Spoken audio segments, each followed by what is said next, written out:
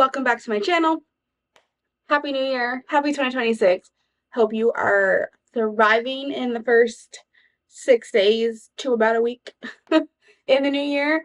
And in today's video, we are going to be doing my 2025 book review because I thought it'd be fun to go over all the books that I read, spark some of my memory, kind of hash out whether it was worth it and like if I remembered it or not. So without further ado, let's get started on my 2025 books I read. Start off, I guess, read 24 Seconds From Now. And this book I gave a 4.0. I said it was likable, steady pacing, realistic, and that the writing style was descriptive and witty. So I definitely would say, yes, go ahead and read this one. This one was about a couple, and it would go backwards from like 24 months ago, 24 weeks ago, 24 days ago, 24 minutes ago, and then like right now or like 24 seconds ago. So it's kind of like in a timeline type of experience on building their relationship. So this was cute. I like this one. The second book I read in 2025 was Shut Up, This Is Serious. I gave this book a 4.5. I said this could be very, very relatable and almost healing for those who have had experiences in the same situations. So this is about two girls who grew up in Oakland, California, and one of them is pregnant and another one is a super Catholic best friend, and all the emotions that go along with religion and things that go against religious beliefs, and then learning how to deal with being pregnant as a teenager and finding support for yourself and for your new child. So I also really like this one, and clearly I remembered it, so I would say go ahead and read this one. I read Cream Puff Murder. This one I gave a whopping 3.0. This one I will say I did read. This is the only one I've read, and there's like 27 or more in the series. So like I said in my review, I don't know if I needed to read them all to really be like involved and obsessed, but since I only read this one, I just gave it a 3. I said this was my first book in the series, although it the first book in general, so that maybe have impact on my ratings. I thought the story was only okay. I could not get into the characters, and I hated having recipes placed between chapters. It took me right out of the story. So like I said, within the book, and goes along, you know, with the whole baking story, you'll finish a chapter, and then you'll immediately go to a recipe, which, like, I love the concept, and I love the idea, and I thought I'd be all about it. But, like, when something drops at the end of a chapter, I really don't want to start hearing about like 3/4 cup of flour, 17 grams of salt. Like, I just want to keep reading the story. So like for me, I would have preferred the recipes to just all be at the end, because they all tie back to the story and like what the baker does, and I'm sure they're all like actually like really good recipes. The author is also a baker, but like I didn't really want to hear it in the moment. But that's all. But otherwise, it was a decent enjoy. Like I said, couldn't fully get into characters, but it was decent. So this would be a maybe. And my next book that I read was Girls Like Girls by Haley Kiyoko. This book I gave a 3.75, and I said ending leaves you wanting more. And let me tell you, I definitely want more. This story ends basically like this cover from my memory. And it's about two girls falling, one understanding the attraction she has for another, and then like, spoiler, kind of making it kind of official at the end. But like for me personally, I could have gone with a sequel and figured out like how they now handled their relationship and what is happening. Because like it's literally like, okay, let's do it. And then like the book ends and I'm like, oh my gosh, you gotta give me more. But I digress. I enjoyed this one. My next book I don't have, I just realized, because it is a book borrowed from Emily. So I'm just going to tell you about it. So the next one is The Holiday Switch, which I gave a 3.75. I said a super cute holiday read. Also involves a parent-child relationship and expectations, and may be more relatable to some than others. So like with what I mean by that is the main girl character is facing the struggles of appeasing what your parents want versus what you want for your life.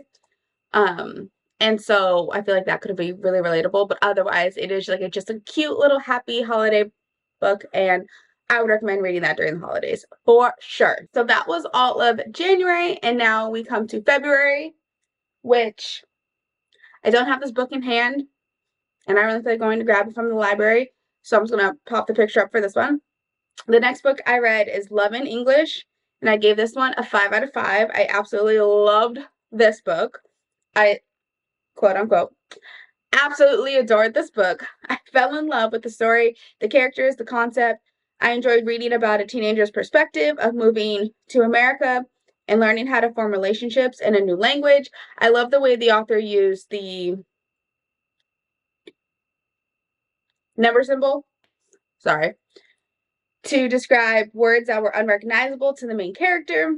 It is still a romance book where two people fall for each other, but it is much more complex than that. I think everyone should read stories like this, and just maybe people will have more understanding of each other. I feel like my review says it all. Like, this is a must. You have to read this book.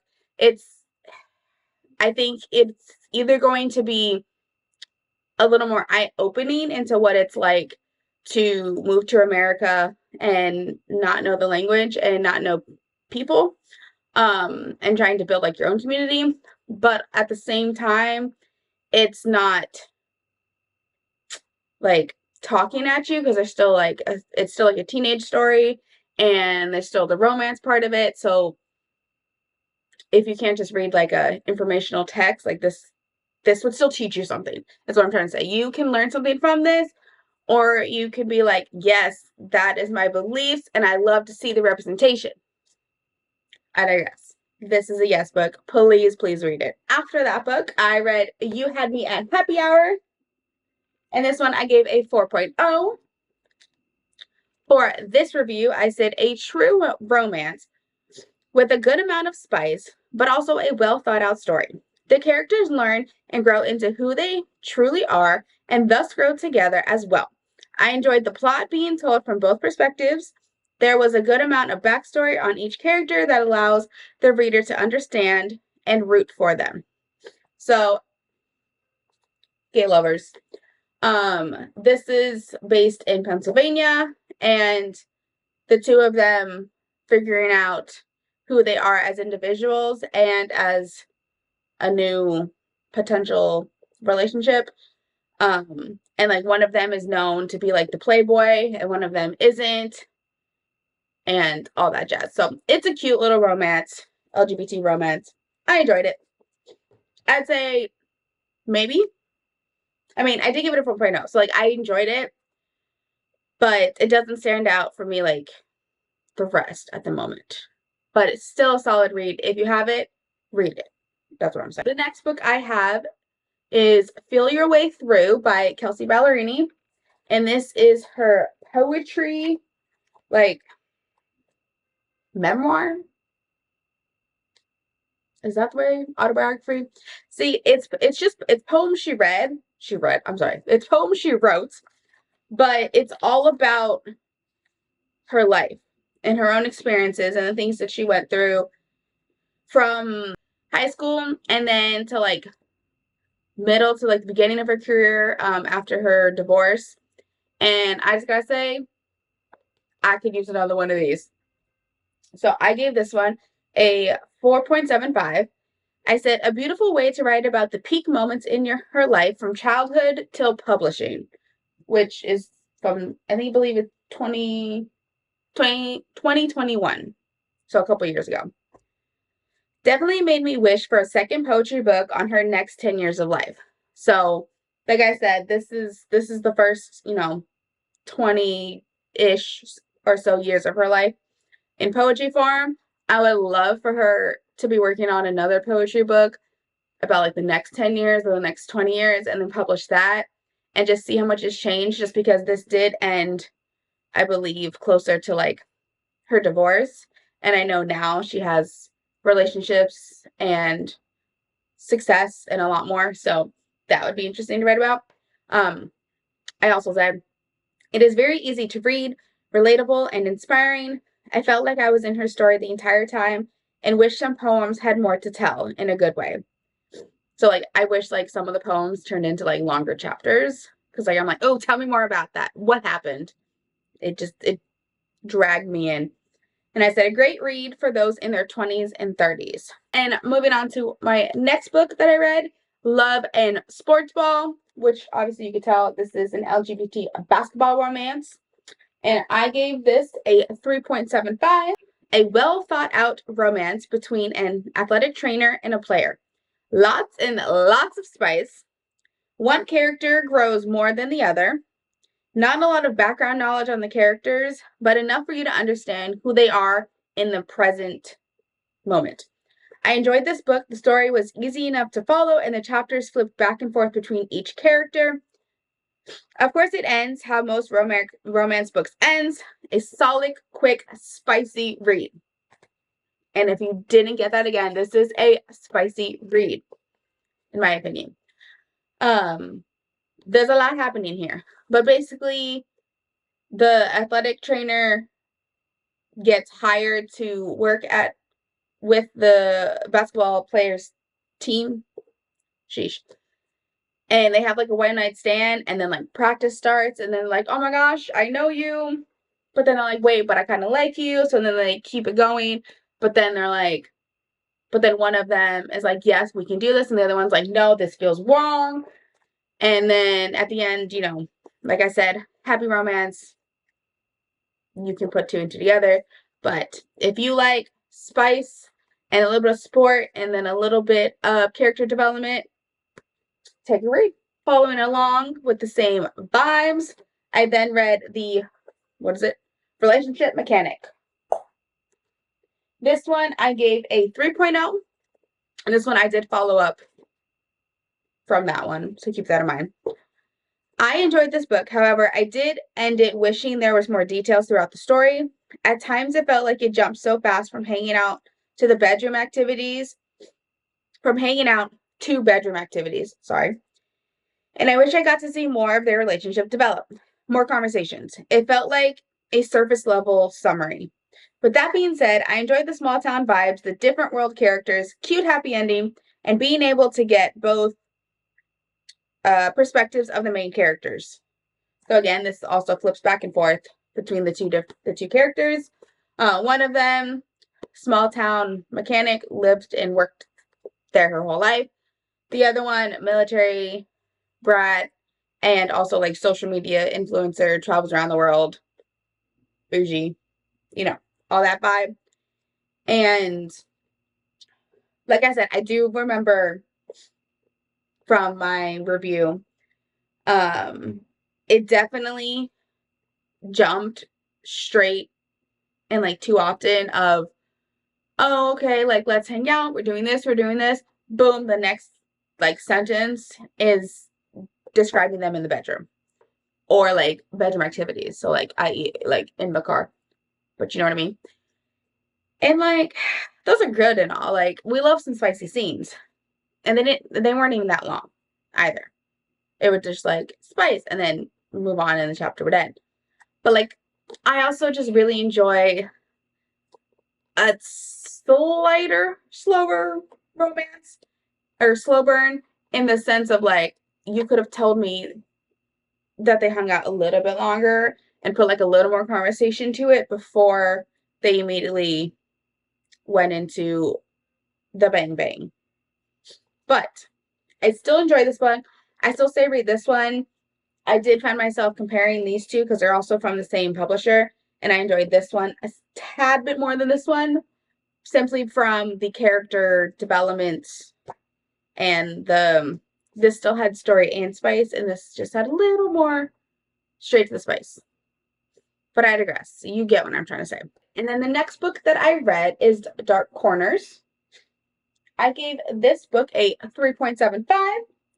I said a solid murder mystery that jumped from 3 different perspectives. I enjoyed the plot, characters, and the final reveal.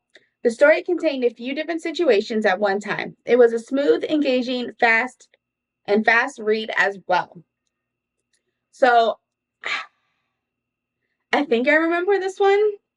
This one has to do with a social media influencer, I'm pretty sure. Yeah. And the one of them goes missing at like an influencer like meetup, and it jumps between 3 characters, I'm pretty sure. Like each like the chapters. It's like the investigator, the main character, and then it'll touch like in and around the person you're supposed to think is the murderer. I'm not mad that I don't remember it because I feel like I could like also read it again and be like, oh my gosh, or like spark my brain halfway thing. But yes, that's why I enjoyed the book. Um, but with that being said, in the current stance, that's all I kind of remember about it. But I did enjoy it. So I would say, if you like murder mystery, read this one. Then my next one I have is The Only Survivors. And this one I gave a 3.0. And I said this book was okay. It included multiple stories or views of the events. I liked the final twist / reveal, but I wasn't jumping out of my seat shocked. I couldn't really get into the plot and deep dive into the story. Overall, a 2.75 out of 3 or 3 out of 5 for me. So I did put it as a 3 on Fable, but I also felt like it could have been like a little bit less than that, but I didn't, my heart couldn't give it less than a 3. I think it was just like too much jumping around, too many character perspectives, but like it doesn't dive deep into each person's perspective. This is a story about a group of teenagers who went on a field trip, and then there was a whole bus accident and like half of them died and then like the other half survived, and this is them like meeting up and like reliving the events of what happened. And I do remember actually how it ended, and they the whole book then ends with like revealing how the accident happened and who or what is at fault of the accident. And I thought that was entertaining. Like I enjoyed that like little twist, like I said in my review. But otherwise, I would say this is a maybe for me. Of course, I forgot to say we started March, but I'm gonna say that now. This was, I think, my 3rd book in March that I read, and this is We Are Okay. And I gave this book a 3.75. I said this is a quick read with a touching storyline. I enjoyed the characters and the development. It could be a relatable read for anyone who lost guardians and moved away from their hometown. I thought the ending was a nice wrap up and a heartwarming moment for Marin. Sorry, a lot of R's in that sentence that I created for myself. But I digress. So I did enjoy this book. I do want to read the other ones that are by this author. I don't think they're the same characters, but this was a nice little heart-loving moment, especially the ending where, it kind of just feels like she's like, everything's coming together for her and you're just like, yeah, you got it, girl. So I would say, yes, read this if you want to feel either relatable or heartfelt. I followed that book up with #Never Again, which this is about survivors of the Parkland, Florida shooting. I gave this a 5 out of 5 because it is moving. Obviously, it's small, but if you have a heart or know someone who has dealt with gun violence, you will also feel how powerful this tiny little book is. So that's what like the 5 means to me. And then in the end, up until this was published in 2018, it lists every single school-related shooting in the back, like 20 pages. And it lists the names of the people who died and a quote if it was a victim, or just the name if it was the perpetrator who ended up dead. But every single one since 2018. And just to think about the fact that this book could probably be this size in 2025. I mean, I know it's 2026, but like we're on day 6. Is astronomical. And I won't get political. I won't get that opinionated, but I will say this is a good read to understand a perspective of someone who lived through it and how they have to deal coming out of it. And then even just to read all the names and see the details of Columbine all the way to 2018 and just reflect on where we are living today in America still. And then after that book, I picked up this gigantic book, Postcards for Summer. I gave this a 4.5, and I said, although a long one, I adored this story. The story jumps between present-day Lexi and past Emma, her mom, and their experiences on the island. Lexi is there trying to find out more about her mother, and the stories she learns are emotional, heartwarming, and jaw-dropping. It is truly a story about love. I was very satisfied with the ending. So without giving anything else away, this deals with Lexi going back to her hometown, her mom's hometown, and learning more about mom's backstory and the people she grew up with, her mom grew up with, and learning more about them and how that relates to her. And that's all I want to say because I don't want to put any spoilers out there. But I thoroughly enjoyed this, and I think you should also read it. Then, of course, we got to switch it up and go to a tiny little book. And I read The Things She's Seen. I rated this a 5 out of 5. I finished this book with a completely different perspective than I had going into it. I remember reading the first 20 pages and being extremely confused and wondering if I was going to even understand the story. But then I kept reading, and it sucked me in, and the analogies, the imagery, the storytelling to describe a traumatic event was outstanding. It was a moving story about hurt, death, grief, and trauma that no one should endure. And I feel like that is the best representation and understanding of this without giving anything away. Because the imagery, at first you're like, what the heck is going on?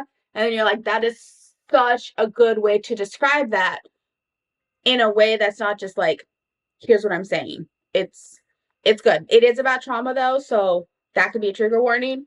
But other than that, I think this is a great read if you're into a little more dark reads. Put it that way. Death was the beginning. My next book that I enjoyed was Daisy Darker. I gave this a 5 out of 5. I said, this is an amazing story. Obsessed. I had so many moments of outward, or I knew it, or no way. I love the twists and turns, character developments, and final reveal. I even reread the beginning of the story with a new perspective, and it was so eye-opening. This is a well thought out, clue-like mystery. If you like mystery, murder, and jaw-dropping moments, this book is a must. That review is perfection. Sometimes, I love myself. Love this book. This is about a family who goes to Nana's 80th birthday, and then like things start happening, people start disappearing, and you're like, what the heck is going on?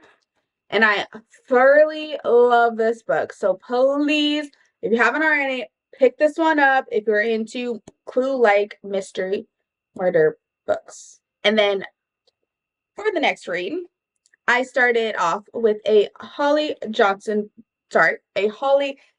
book, and I read the novella Killjoy. I read this one first before all the rest because it did say this is kind of a prequel, and you didn't have to read this in between or after the rest of them. So I started with this one. I gave this one a 3.0. I said, this was my first read of the series. I am intrigued to read more. This was a quick read about solving a murder through a mystery game. I also enjoyed, I'm sorry. I also agree with Pip. Way too easy of an answer. I liked hers better.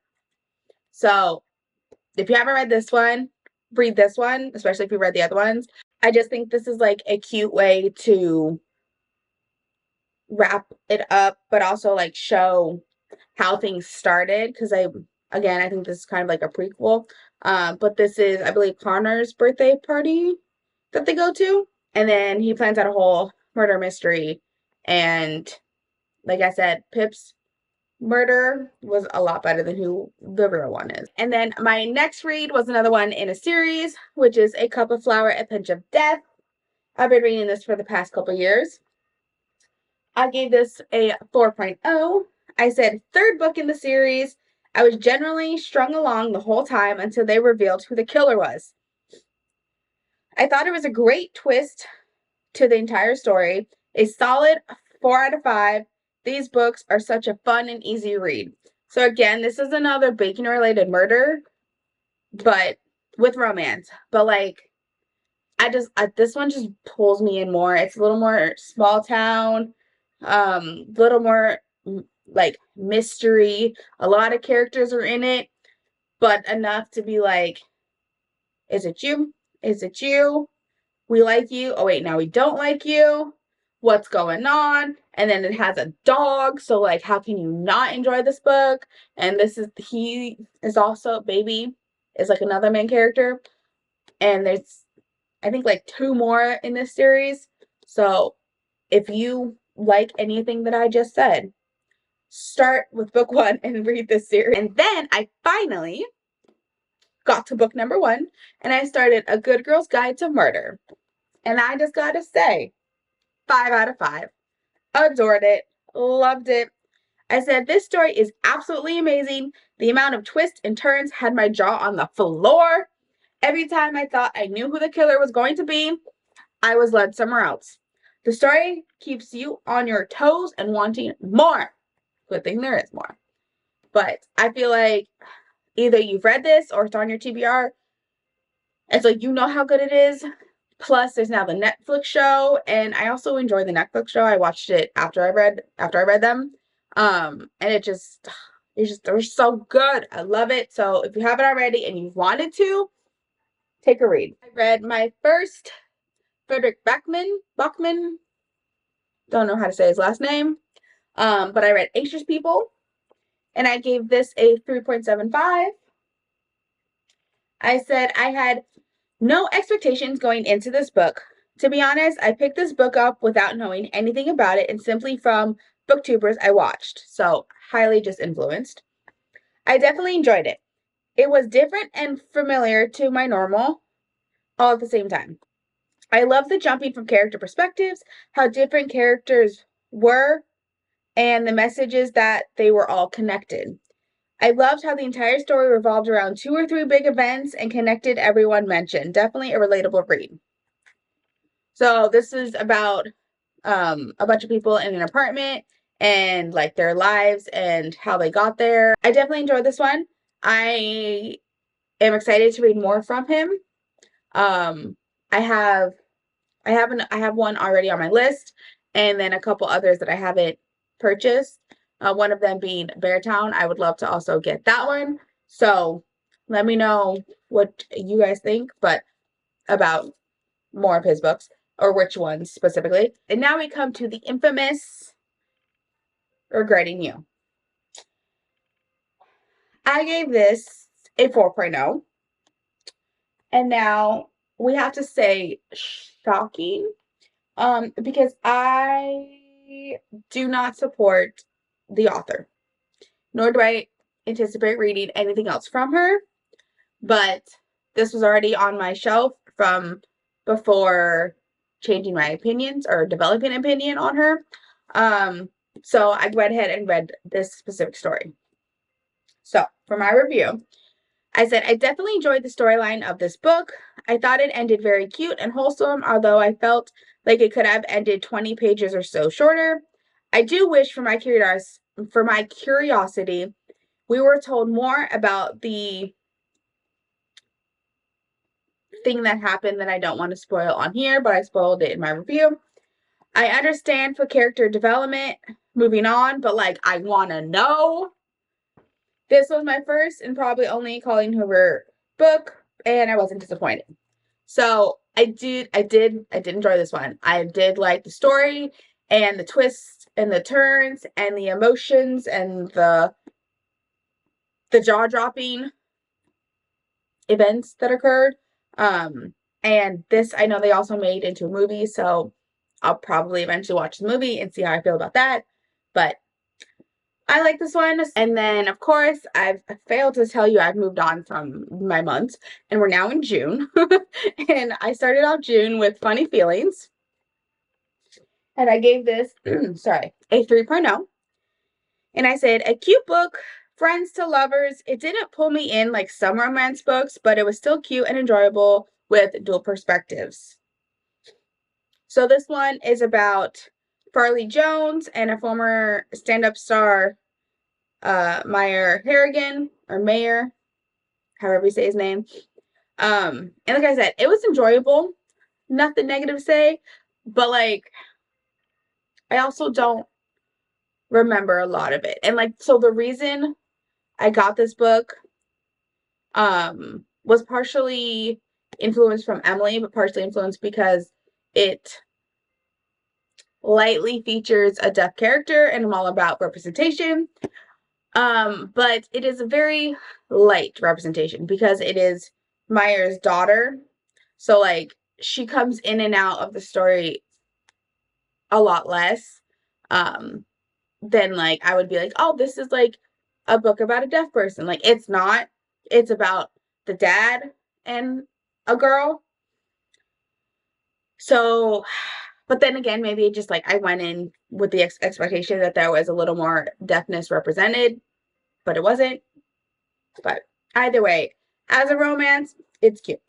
We have One Summer in Savannah. I gave this a 3.25. I said this story has lots of depth. It deals with the concepts of forgiveness, family, and moving forward from the past. It makes you think and reflect. I enjoyed the story. This book is about a woman who has a daughter in a way that that you don't normally have a daughter. Meaning things took place in a bedroom that shouldn't have happened. And she goes back. She moved away to keep her daughter away from that family. And then she goes back for a visit and then ends up running into the guy's family. And she has to deal with all her past trauma from all of that happening. And so that's why I said there's a lot of depth and forgiveness that she has to do and other people have to do for the whole situation that happened. I did like this one. Again, it wasn't like a full 4 for me, but at the same time, I think it's just like because of like the topic, like it pulls me, and I enjoy reading hard to read traumatic events. It sounds crazy, but I did very enjoy this. So if you are not triggered by any of that, grief, trauma, essay, read this. Moving on, I think we're almost like halfway done. Thanks for staying along if you're still here. The next one that I read is True Crime Story. This book I gave a 4.0. I said this is a novel presenting a true crime in a very unique way. It felt like reading a documentary. The story is told through blurbs of information by people involved and email correspondence between the author and the original writer. The story itself takes you on a journey, and the final twist and reveal seems like it's from a movie. It's wild to consider this story having truly played out. So again, like the title, this is a true story, in the term of like the crime happened, and then there's a correspondence between the author, sorry, not the author, well, the author of this book, and then like the investigator that like had investigated it, and they're trying to figure out what truly happened to Zoe Nolan and like why she disappeared and where she went. And I enjoyed this one. This was one that was sitting on my TBR for years. Did I tell you? Years. But it was worth reading. Again, very specific type of genre. But if you like crime, true mystery, murders, read this one. My next read was The Last Thing He Told Me. This book I gave a 4.0. I said, greatly enjoyed this story. This is a story about family, trust, growth, past, and future choices, and love. You discover the truth about Owen alongside Hannah and Bailey, and Hannah and Bailey discover their new world together. I read this book in 2 days. I couldn't put it down. Dad, who disappears, and Hannah and Bailey, one being wife and one being daughter, but not her mom, figuring out what happened and what dad is trying to tell them from like little like clues. And they don't really like each other, but they have to understand and have to live with each other now that the one person who keeps them connected isn't there at the moment, isn't there anymore. But I gotta say, that's all I kind of remember from this book. I think because I read it so fast, it kind of like came in and went out, unfortunately. All right, my next book, which I read in July in Greece, is a Greece related book, obviously. I read The Fury. This I gave a 3.5. I said, a very interesting story in the twists and turns and in the way it is written. I thoroughly enjoyed it. Felt a little unique and different compared to the basic mysteries and thrillers. So this story is about Tina and how she likes to invite her friends to a little private Greek island. And then like they're there and like a storm happens, and then like all of a sudden someone's murdered and you're like, what the heck is going on? And then with that, they have to figure out like what happened. I believe there's also a little bit of like a romance happening, or a past romance is brought up, like past feelings comes back to life, something like that. Oh my god, I never noticed that there's literally a female in the middle. I've never noticed that. That's crazy. We have The Romantic Agenda. I gave this a 3.25. This one is about Joy, who is 30, flirty, and asexual, and she goes with her friends and then like her bestie, and then her bestie and her boo, and then they bring another guy to like a vacation, and then Joy and his name is Fox hit it off and they become friends and more. It's a romance book. I don't know what else to say about that. It is a romance with like a little bit of representation. All right, now we've come to August, and I read About Me for Two. Cutie, look at the spine. Love this one. I gave it a 3.75. This one is about a girl who takes a trip to Vietnam, which is her mother's homeland, and I guess her homeland, culturally. And she meets someone there who she follows their food blog back in America. And technically her parents don't know that she's in Vietnam. They think she's somewhere else. And so she has to like keep a secret while stumbling upon this person who she's like loved and adored and then that also develops into like friendship and then more, and then they have to deal with that because then like culturally it's not usually always accepted. So this is a book about two girls, a romance, friendship, family expectations, and growing from them. I enjoyed this. Take a read. It's quick, but it's cute. All right. And then I started another popular series, which I'm also obsessed with. Can you guess? Can you guess? Can you guess? The Naturals. Love this book. Gave it a 4.0. I said enticing story, like a mixture of Criminal Minds and teenage detective show. I was not expecting the person who was revealed to be that. So like the ending, mind blown. But I love the concept of this. This is amazing. I'm probably going to start the inheritance games this year because I thoroughly enjoyed this series. Because like spoiler alert, I kept reading. So going back to the other series that I read this year, we have Good Girl Bad Blood, the second book in the series. And I gave this a 4.25.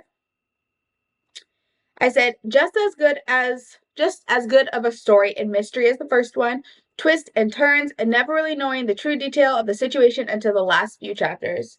Which I gotta say, mysteries like that are just chef's kiss.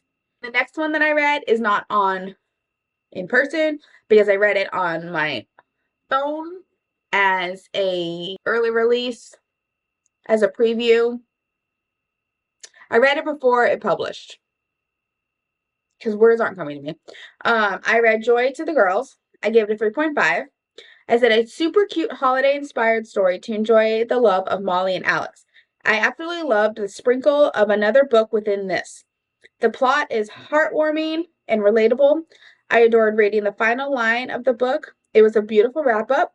I would have loved more pages, more Christmas/holiday activities, more anticipation over when Alex and Molly talk and May and Cora talk. It was like reading a short Hallmark movie, all the good feels. It is such a good read for Christmas. It is a LGBT with two couples kind of in there. And the authors have also written two other books. One is where Molly and Alex's story began, and then the other one is Make My Wish Come True, I believe. And though that story is referenced in this story, and it's just so fun to like see other characters and books that I loved being put into one, which I was not expecting because I forgot that these authors wrote the Make My Wish Come True. So when I read that, I was like, oh my gosh, I know them. And on, I read a lot of series this year. One of Us is Next. Gave this a 4.5. I said another thrilling storyline. The twist kept me on my toes and gave a lot of aha moments. I enjoyed it from what I can remember. I just can't remember the ending or like the details. Our next one is the second in the Naturals, Killer Instinct. Gave this a 4.0. I said another solid twist and turn story. I enjoyed experiencing many of those being the final reveal. The more I read, the more I was intrigued and wanted more. I enjoyed this book just as much as the first. I think that's enough to say about that. You guys know I am in love with the series, so love this one. And then, of course, because we're going back and forth, we went to the third in the Holly Jackson, As Good as Dead. I gave this one a 4.0. I said, great story once again. I felt I predicted the killer before the reveal, which I don't like, but since there are only so many characters in a trilogy, it makes sense that I was able to narrow it down and be correct. I love the way the book ended, simple and vague, but also very clear up to what happened. A solid way to tie all the books together and finish it. So again, thoroughly also enjoyed this trilogy. Next book that I read, which don't know where I put it, was No One Will Miss Her. I gave that a 3.5. I said a good mystery, thriller read. The twist of the story was great, and I had to reread to make sure I caught it. The next book that I read, I also don't have a physical copy of, but I read this one because I saw a recommendation from a Facebook friend. So that, well, I guess I audiobooked it. I listened to it, and it's Finally Heard, which is like a middle school book and author. Um, but I loved it. I said, a very well written story for preteens. It helps explain the harms of social media and figuring out who you are in the world today. So I feel like if you're older, you're going to relate and be like, "Oh, I'm going to take this and I'm going to teach my kids this," or I wish I had that information. Or if you're a preteen, read it and understand that what you do on the internet affects your real life. Book is All In. You already know. 4.25. Wow.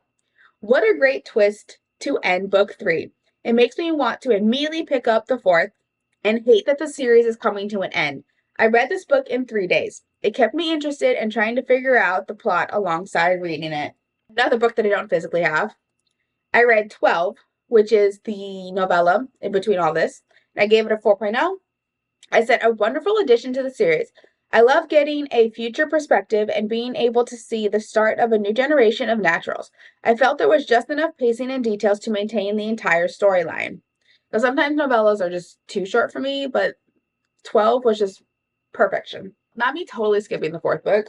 My bad, y'all. Before I read 12, I read Bad Blood. And so for Bad Blood, I gave it a 4.75, and I said this was a great thriller and closure to the series. I enjoyed the fact that there were so many twists, even up to the last few pages. I felt myself trying to figure it out before I got to the end of the story. A wonderful series. So all in all, I loved it. I'm obsessed with it. Finally, we got to the Christmas time. So I read The Most Wonderful Crime of the Year. I gave this a 3.25. I said great storyline, good twist along the way with a little bit of romance. There was a few different writing styles used within the book. I enjoyed the story and the mix of mystery with Christmas. This was a cute read with just like a little bit of difference. So like it could be, because most of romance or most of holiday is romance. This was nice and cute and fun to be a little bit of romance with a little bit of a different genre. So I like this one thoroughly. In the Event of Love, I gave this a 5 out of 5. I said, such a well-rounded book, small town romance, a second chance, a slow burn. It has it all. It brought tears, laughs, tears, and heart-melting moments. I read this book in one day. This is absolutely a fully Hallmark-like book, and I lived for it. That sums this book up. If you love LGBT, Christmas, romance, eat this up. All right. Our next one is Letters to Santa, which is a cute little first book of a local Floridian, I do believe.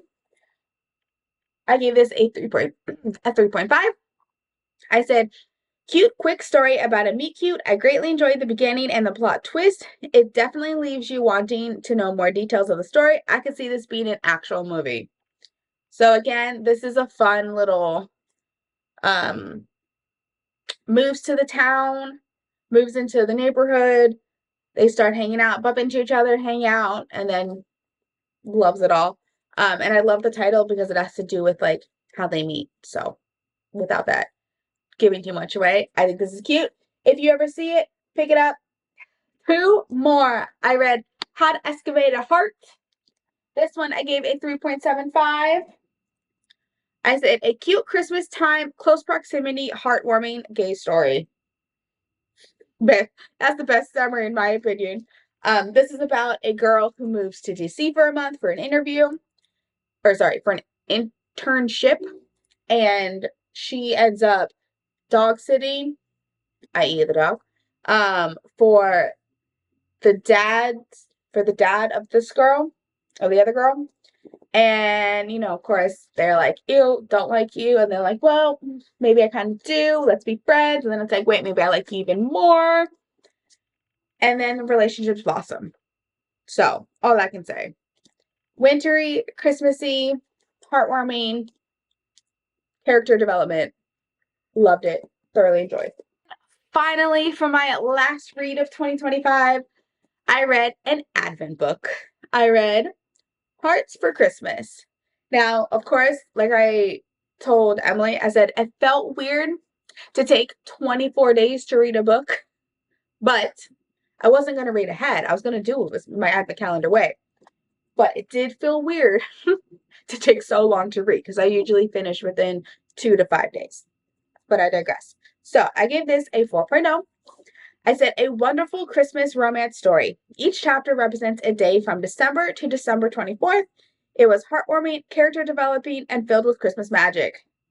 This is set in France, and it's a translated book from French to English, and you can get the sense of that in some of the word choices and translations.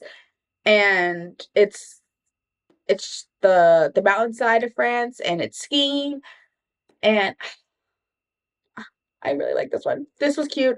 I enjoyed reading this one, even if it did force me to take 25 days. I wanted to read after every chapter. I wanted to keep going. I probably could have finished this in one day. It was easy to read and greatly enjoyable. So, with that being said, that is everything. You can kind of see behind me. That is everything that I read in 2025. Throwing things on the floor. I believe it came out to 40 books.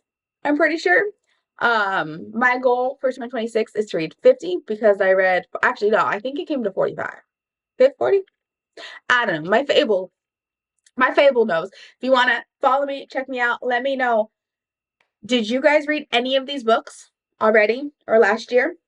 And tell me your thoughts on these books. I have no hard feelings on what my opinions are to what your opinions are. I would love to hear them, whether they're the same or opposite. Let me know if there's any books that I should add to my 2026 TBR. Thank you guys so much for watching. I know this was a little bit of a long one, I'm sure, but I hope you enjoyed. And don't forget to like, comment, subscribe, check out my Instagram, Adventures by Katie, and take a follow on here on YouTube. Check out Fable. It's linked in the description box. So click on it on YouTube if you're watching it on YouTube.